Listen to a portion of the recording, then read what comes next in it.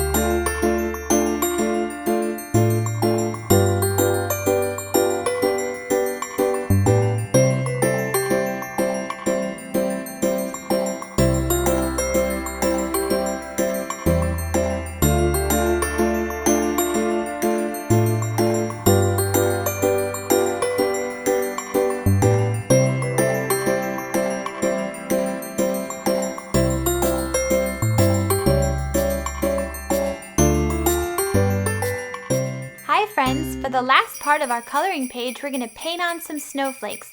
So if you have a Q-tip and a little bit of white paint at home, I would love it if you joined along.